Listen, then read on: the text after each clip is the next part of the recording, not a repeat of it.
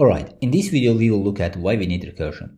This is a quite difficult topic and many people cannot get concept straight away. So if you keep practicing, then the concept becomes clear. So you might be interested why we need recursion. There are many reasons for this. First of all, recursive thinking is really important in programming. So it helps you break down big problems into smaller ones. Often, the recursive solution can be simpler to read than the iterative one. Recursion is used all time in nearly every field, in every language. So if we compare a recursive way of writing code with the iterative way, we can easily see that the recursive code is easy to write. Iterative way of writing code is basically where we use loops. So you might be interested, if it is easier to write code, can we choose recursion over iteration? The answer is no, because there are situations where iteration performs better than recursion. So it depends on the situation. So when do we choose recursion? A good hint here is that if you can divide the problem into smaller subproblems, then use the recursion. The important point here is the subproblems must be similar, otherwise recursion is not a choice. So how can we know that the subproblem is similar in the nature?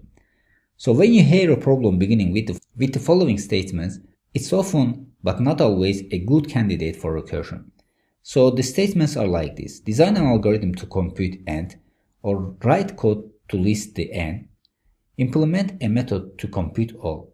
So if you see that the problem statement starts with one of these sentences over here, so this might be a good candidate for recursion. Finally, the best way to identify a recursive problem is practice. The more problems you do, the easier it will be to recognize recursive problems. Now the second reason to use recursion is the prominent use of recursion in the data structures like trees and graphs. When we are dealing with trees, the recursion becomes almost mandatory to use. So in the upcoming sections, we will explain tree data structure. And there, you will see that without recursion, some operations on trees becomes almost impossible. But it doesn't mean that we cannot use iteration over there.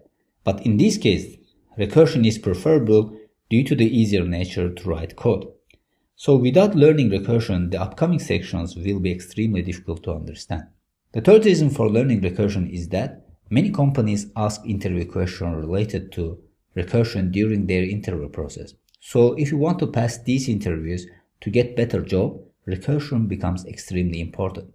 So here in this section, I will explain top questions related to recursion that are asked in the interviews of companies like Apple, Google, Facebook, and Microsoft. Now let's continue to the fourth reason. The fourth reason is that recursion is used in many algorithms. As you remember, when we discussed the types of algorithm in the previous section, we have talked about divide and conquer, grid and dynamic programming algorithm. So recursion is prominently used in these types of algorithm. So without knowledge of recursions, these topics will be extremely difficult to understand. So hopefully you have understood why we need recursion and why it is important to us.